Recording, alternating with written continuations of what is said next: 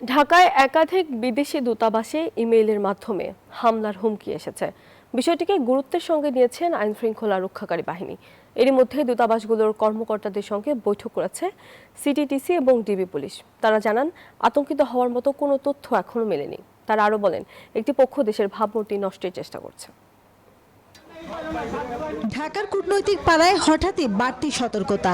Japan, চীন, তুরস্ক ও পাকিস্তান দূতাবাসে ইমেইলের মাধ্যমে দেয়া হয়েছে হামলার হুমকি। বিষয়টি বাংলাদেশ পুলিশের সংশ্লিষ্ট ইউনিটকে জানায় দূতাবাসগুলোর কর্তৃপক্ষ।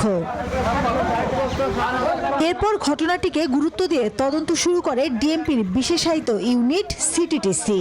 সাথে কাজ করছে ডিবি পুলিশও। সম্প্রতি বারিধারায় সংশ্লিষ্ট দূতাবাসের কর্মকর্তাদের সঙ্গে বৈঠক করেন সিটিটিসির কর্মকর্তারা। বৈঠকে ছিলেন পুলিশ সদর দফতরের কর্মকর্তারাও।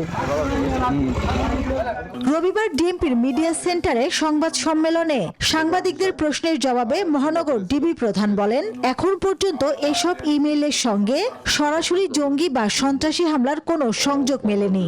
আমাদের যে রাষ্ট্রদূতগণ আছেন বা বিভিন্ন এমবাসি আছে, তারা তো আমাদের তাদেরকে আসলে কিছুটা ভীত সশস্ত্র করার জন্য, এটা আমি বলবো যে এটা দেশবিরোধী একটা অপতৎপরতা অত্যন্ত গুরুত্বের সঙ্গে দেখি এবং আমরা আশাবাদী যে এটা আমরা উদ্ঘাটন করব। এই নেপথ্যে যারা আছে তাদেরকে আমরা আইনের আওতায় নিয়ে আসতে পারবো। হুমকির উৎস খুঁজতে এখন গুরুত্ব পাচ্ছে ইমেইলের ডিজিটাল ফরেনসিক বিশ্লেষণ। ইমেইলের উৎস, প্রেরকের পরিচয় এবং সংশ্লিষ্ট ডিজিটাল ফুটপ্রিন্ট বিশ্লেষণ করছে পুলিশ।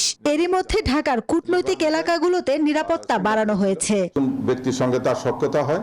মাসুদা লাবনী, নিউজ 24, ঢাকা।